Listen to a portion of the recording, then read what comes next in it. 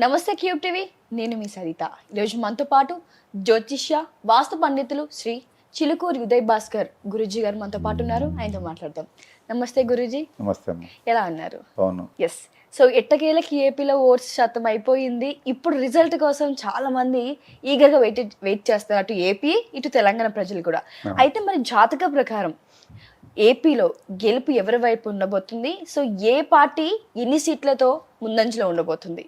తప్పకుండా మన cube TV ప్రేక్షకులకి ముందుగా శుభాకాంక్షలు తెలియజేసుకుంటూ, ఆంధ్రప్రదేశ్ ఎలక్షన్లో ఏ పార్టీ అధికారంలోకి రాబోతుంది అన్నారు కదా. నేను జగన్మోహన్ రెడ్డి గారిది, చంద్రబాబుది, పవన్ కళ్యాణ్ గారు వీళ్ళందరిది చూశానమ్మా. ఇక్కడ గత అక్టోబర్ 11వ తారీఖున సుమన్ టీవీలో నా ఇంటర్వ్యూ వచ్చింది.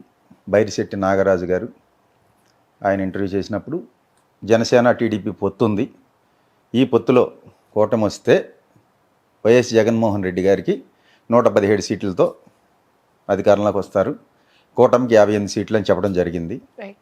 సో ఇది జరిగి ఇప్పటికి 7 నెలలు దాటిపోయింది.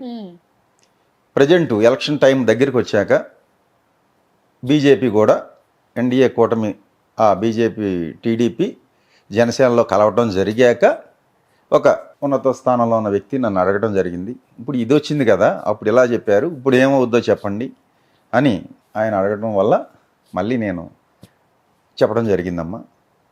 ఇప్పుడు వైఎస్ జగన్మోహన్ రెడ్డి గారికి బీజేపీ టీడీపీ జనసేన పొత్తులో వస్తే 122 సీట్లతో ఆయన మళ్ళీ అధికారంలోకి వస్తారు. అలాగే కూటమికి అప్పుడు మనం 58 చెప్పాము, ఒక 5 సీట్లు తగ్గి 53 సీట్లతో కూటమి ఉంటుందని మనం వేరే ఛానల్స్లో వీడియో చేయడం జరిగింది. సో ఇక్కడ వైఎస్ఆర్ కాంగ్రెస్కి 20 ఎంపీలు వస్తాయని, అలాగే కూటమికి 5 ఎంపీలు వస్తాయని కూడా చెప్పడం జరిగింది. సరే, మనం నెక్స్ట్ చేసే దాంట్లోనే ఏ ఏ స్థానాల్లో ఎవరు గెలుస్తారు, ఎవరు ఓడిపోతారు, ఎంత మెజార్టీలు అనేది కూడా పార్లమెంట్ సీట్లు కానీ అసెంబ్లీ సీట్లు చెప్పుకుందాం నెక్స్ట్. గురుజీ, మీరు గతంలో తెలంగాణలో సీఎంగా రేవంత్ రెడ్డి గారు గెలుస్తారని చెప్పారు.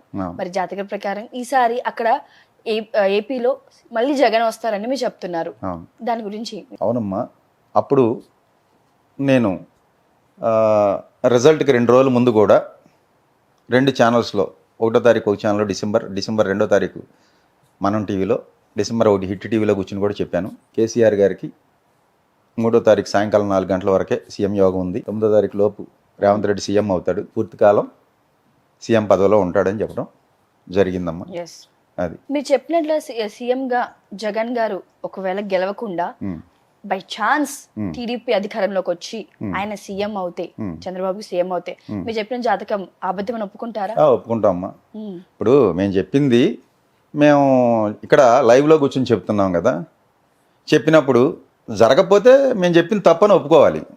అంతేగాని ఇక్కడ నేను అప్పుడు అలా చెప్పా ఇలా చెప్పానని చెప్పి ఏదో బ్రోకర్ ఇచ్చి మిమ్మల్ని ఇది చేసి నా వీడియోలు ఉంటే తీసుకురండి, నా వీడియోలు ఉంటే చూపించండి, నా వీడియోలను డిలీట్ చేపించి అలా చేసే అవసరం నాకు లేదు. అర్థమైందా?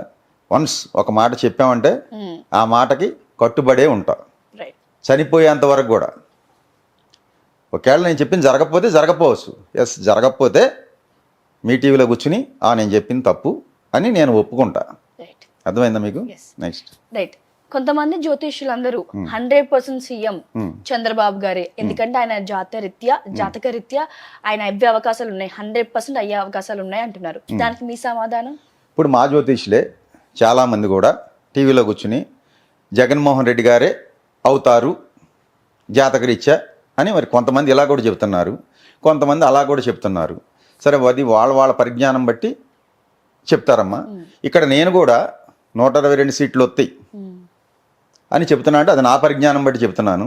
అలాగే తెలంగాణలో 63 సీట్లు వస్తాయి అని చెప్పి మా పొంగులేటి శ్రీనివాసరెడ్డి గారు జాయిన్ అయిన కొత్తలోనే చెప్పాను ఆయనకి, నేను అది శ్రీనివాసరెడ్డి గారికి వచ్చేది కాంగ్రెస్ పార్టీ అని.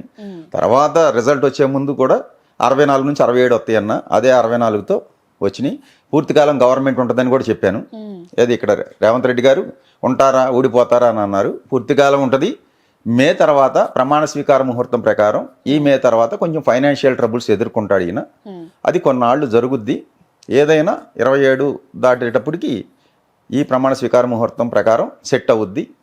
ఆయనకి కుటుంబం అంటే ఈ మంత్రులు ఉన్న ఎమ్మెల్యేల వల్లే కొంత ఇబ్బందులు ఉంటాయి అని చెప్పడం జరిగింది రైట్. ఆ విషయంలో. రైట్. ఒక మనిషికి జాతకం చూస్తే జ్యోతిష్యుడు ఒకే విధంగా చెప్పాలి, కానీ ఇప్పుడున్న సమాజంలో నలుగురు జ్యోతిష్కులు 4 రకాలుగా చెప్తున్నారు. దాని గురించి మీరు ఏమంటారు? చెప్తారమ్మా, మీలో ఉన్న చైతన్యం ఒకటే, నాలో ఉన్న చైతన్యం ఒకటే. అర్థమైందా? చరాచర 24 లక్షల జీవరాశుల్లో ఉన్న అదేనమ్మా 84 లక్షల జీవరాశుల్లో ఉన్న చైతన్యం పలికిచ్చేది కూడా ఒకటే.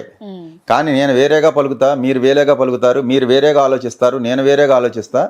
డిఫరెంట్గా ఎలా ఆలోచిస్తున్నామో ఈ జ్యోతిష్యులు కూడా వాళ్ళ స్థాయి, వాళ్ళ పరిజ్ఞానం, వాళ్ళకున్న అజ్ఞానం, విజ్ఞానం ఏదో ఒకటి ఉన్న స్థాయిని అనుసరించి చెప్పడం జరుగుతుంది, అంతే తప్ప వేరే ఏమీ కాదు. అంటే ఆ తేడాలు ఎందుకండి? అంటే జ్యోతిషం ఎలాగో ఒకటే ఉంటుంది కదా. ఇప్పుడు నా జాతకం, ఇప్పుడు నేను నడుస్తున్నాను, ఒకటే నడుస్తాను, పక్కన మళ్ళీ పడిపోతాను, అంతమంది చెప్తే ఒక మనిషిని ట్రబుల్ చేస్తున్నట్టే కదా అది. అదేనమ్మా, ఇప్పుడు జ్యోతిష్యంలో సాధారణంగా అడిగితే చెప్పమనుంది, అడగకుండా మాకు తెలిసినా చెప్పకూడదు. రెండోది, వీళ్ళు ఎలా ఎందుకు చెబుతున్నారు అంటే వాళ్ళకున్న పరిజ్ఞానం బట్టి చెప్పారు. ఇప్పుడు ఉదాహరణకి మీకు తెలంగాణలో మా జ్యోతిష్యులు అందరూ కూడా వన్ సైడే చెప్పారు. 70 నుంచి 75 బీఆర్ఎస్ వస్తుంది, కేసీఆర్ గారే మళ్ళీ సీఎం అని. అది ముందు నుంచి ఎప్పటి నుంచో చెప్పుకొచ్చారు. ఇందులో కొంతమంది మేము చెప్పలేదంటారు, చెప్పి కూడా కొంతమంది మేము చెప్పాము, ఒప్పుకున్నాము, జరగలేదంటారు. సరే, దీనికి వ్యతిరేకంగా 1-2-3 కూడా రేవంత్ రెడ్డి అవుతాడని చెప్పారు. అందులో నేను ఒకడిని, నేను కూడా ఇన్ని సీట్లతో రేవంత్ రెడ్డి సీఎం అవుతారని చెప్పాము. అది కాంగ్రెస్ హైకమాండ్ బటన్ నొక్కి ఎవరంటే సీఎం వాళ్ళే కదమ్మా. 10 మంది పోటీ పడ్డారు, వెళ్ళి హస్తంలో మల్ల యోధుల్లాగా యుద్ధం చేశారు. చివరికి రేవంత్ రెడ్డి స్విచ్ నొక్కి రేవంత్ రెడ్డిని కూర్చోబెట్టారు వాళ్ళు. మరి అలాంటి 10 మంది ఉన్న దాంట్లో నువ్వు ఎలా చెప్తున్నావు రేవంత్ రెడ్డి అని నన్ను చాలా మంది అడిగారు. పైన ఉన్నవాడు చెప్తున్నాడు రేవంత్ రెడ్డి అవుతాడని.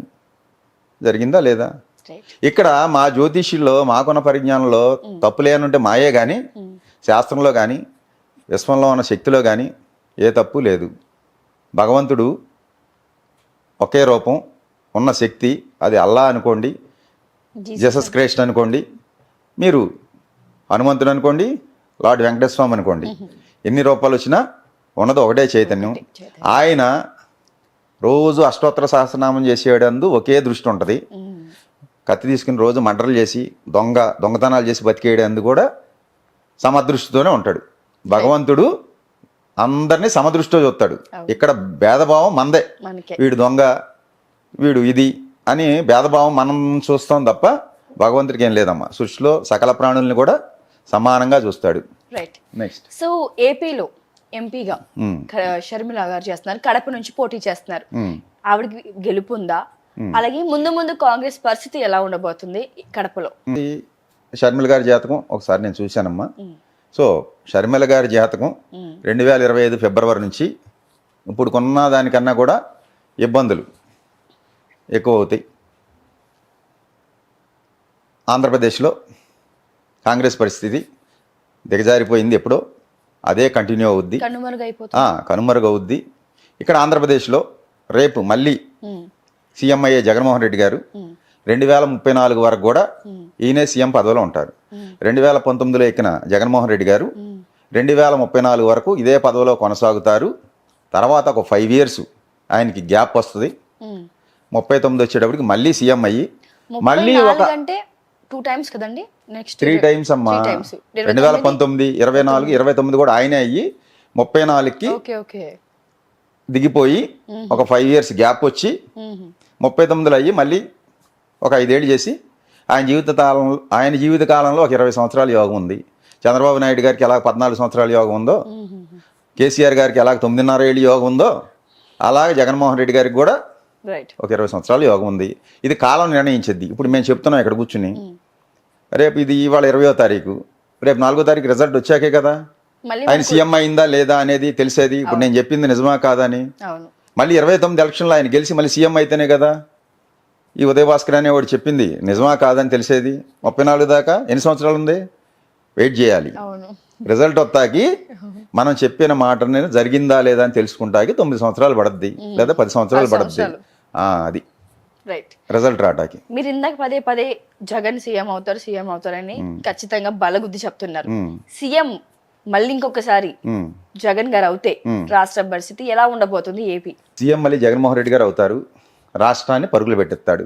అభివృద్ధి పదంలో, ప్రగతి పదంలో నడిపిస్తారు.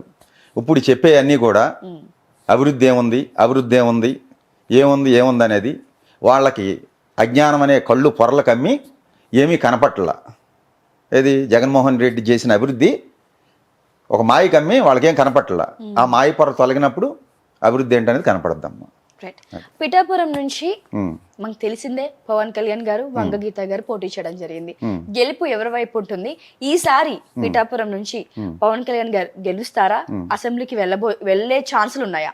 నేను ఎప్పుడో చెప్పానమ్మా, అక్టోబర్ 11 వచ్చిన వీడియోలో సుమన్ టీవీలో, పవన్ కళ్యాణ్ గారు కూటమిలో వెళ్తే గెలుస్తారు, ఒంటరిగా వెళ్తే గెలవరని చెప్పాను. అది ఆన్ రికార్డే ఉంది.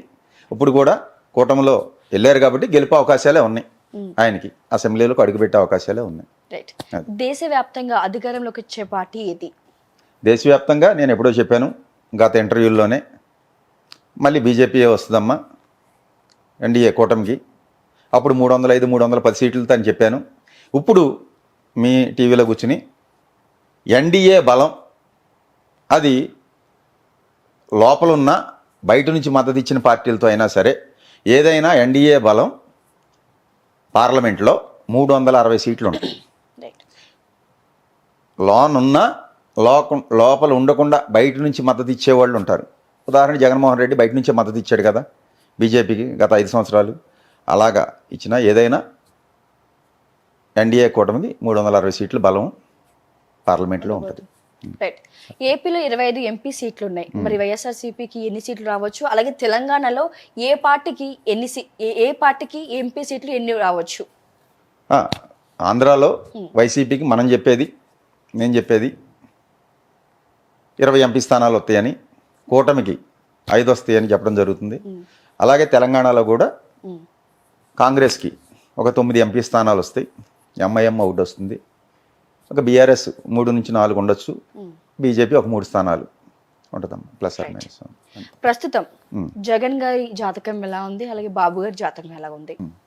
జగన్ గారి జాతకం అయితే ప్రస్తుతం ఆయన కన్యా లగ్నం, ఆరుద్ర నక్షత్రంలో పుట్టాడు. బుధ మహాదశలో శుక్రుడి యొక్క అంతర్దశ నడుగుతుంది. రేపు నవంబర్ వరకు కూడా, అదే రేపు అక్టోబర్ డిసెంబర్ వరకు కూడా బుధ శుక్రులు ఇద్దరు అక్కడే ఉన్నారు వృచ్చికంలో. ఆయన జాతకం చూసామమ్మా.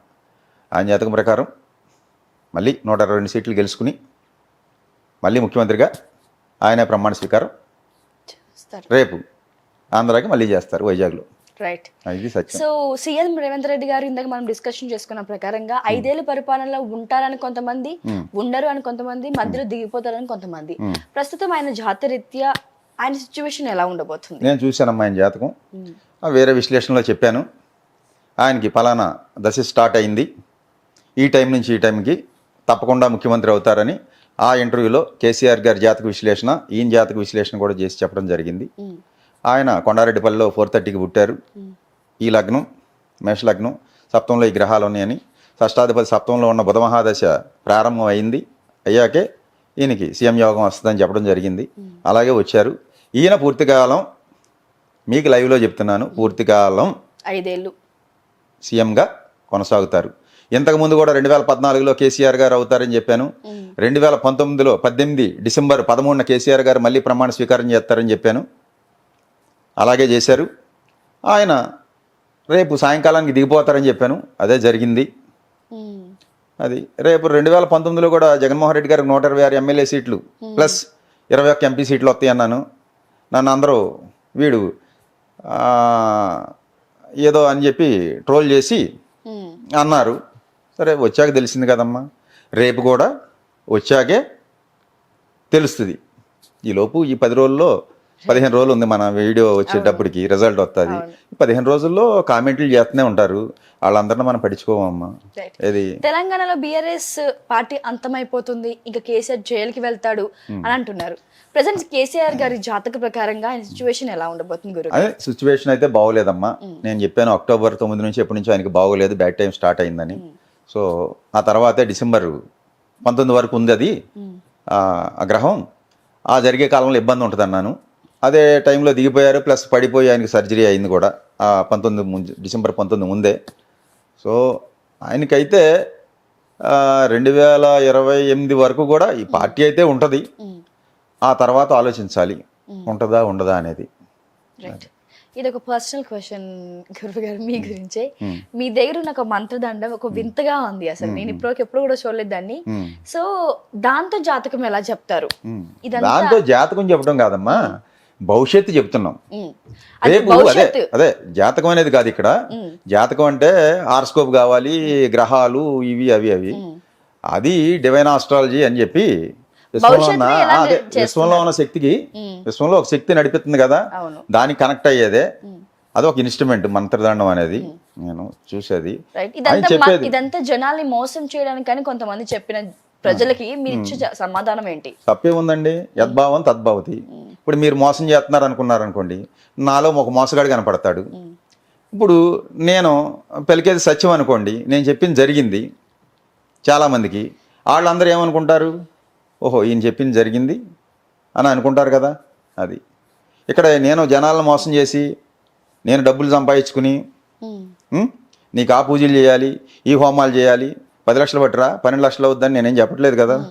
లేకపోతే ₹1,00,000 తీసుకురా, 50,000 తీసుకురా అని ఎక్కడన్నా నేను నా దగ్గర అడిగిన వాళ్ళకి గోచార రీత్యా ఈ గ్రహాలు బాగోలేదు, దశాంతర దశలు తీసే ఈ గ్రహాలు బాగోలేదు, ఇవన్నిటికి కలిపి ఎంఆర్పి ప్యాకేజ్ ఇది, లేకపోతే త్రయంబకేశ్వర్ వెళ్ళు, లేదా అక్కడికి వెళ్ళు, ఇక్కడికి వెళ్ళు, శని సింగనాపూర్ వెళ్ళు, శని బాగోపోతే, రాహుగ్రహం బాగోపోతే కుక్కి సుబ్రహ్మణ్య స్వామి దగ్గరికి వెళ్ళు, ఇవన్నీ నేనే పూజలే అని చెప్పి ఇట్లా.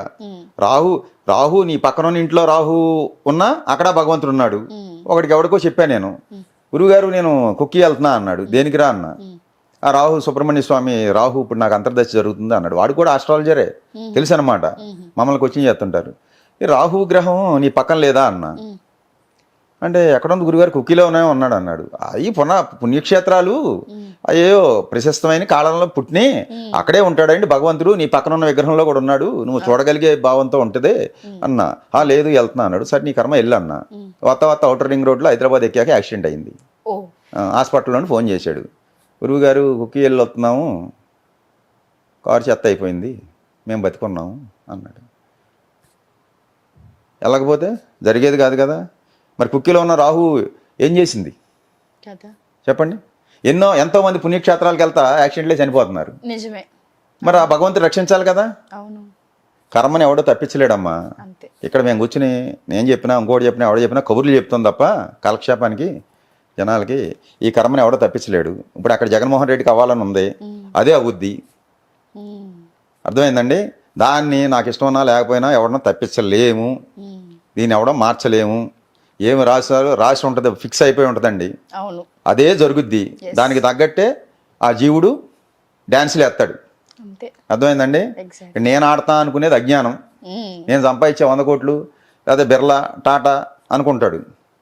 ఏది పెద్దోళ్ళు అందరూ వీడు సంపాదించేది 100, వీడికి లేనికి ముందు ఉంది డబ్బు, వీడు పోయాక డబ్బు ఉంటుంది.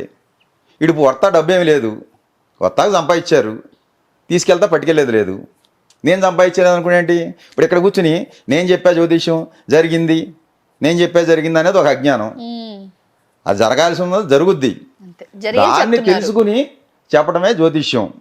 అది ఒక దైవానుగ్రహం ఉంటే వస్తుంది, అంతే తప్ప ఇక్కడ నేను చెప్పాను అనుకున్నాను అనుకోమ్మా, అది అహంకారం వస్తుంది, అది అజ్ఞానం. తర్వాత భగవంతుడు ఒకటి వేసాడు అనుకోండి, మళ్ళీ పాతాళంలో పోతాం. అది గురుగారు చివరిగా మంగళగిరి నుంచి లోకేష్ గారు అలాగే లావణ్య గారు పోటీ చేశారు. సో గెలుపు ఎవరి వైపు ఉంది ఈసారి? లోకేష్ గారు ఏమైనా గెలిచే అవకాశాలు? 4 నెలల క్రితం అయితే గంజి చిరంజీవి టికెట్ డిక్లేర్ అయినప్పుడు ఒక 2,000-2,500తో గంజి చిరంజీవి గారు గెలవచ్చు అని చెప్పానమ్మా. సో ఆయన టికెట్ మార్చేశారు, చిరంజీవి సీట్ చినిగిపోయి మురుగుడు లావణ్య వచ్చింది అక్కడ. మరి ఎందుకు జరిగిందో ఇప్పుడైతే నాకు కనబడే ఇదిలో ఒక 2,500లో లోకేష్ గారే గెలవచ్చు అని చెప్తున్నాను. అది ఈసారి గెలవచ్చు. థ్యాంక్ యూ గురూజీ. అలాగేమ్మా. ఇప్పుడు ఆపరేషన్ లేకుండానే మోకాళ్లకు ప్లాస్మా ట్రీట్మెంట్, మీ ఆర్థోపెటిక్ సమస్యలన్నిటికీ రోబోటిక్ టెక్నాలజీ ద్వారా తక్కువ ఖర్చుతో శాశ్వత పరిష్కారం, ఫ్రీ కన్సల్టేషన్, ప్రతి ట్రీట్మెంట్ పై 20% డిస్కౌంట్. ఈ ఆఫర్ కొద్ది రోజులు మాత్రమే, త్వరపడండి. V9 hospitals 9281465842.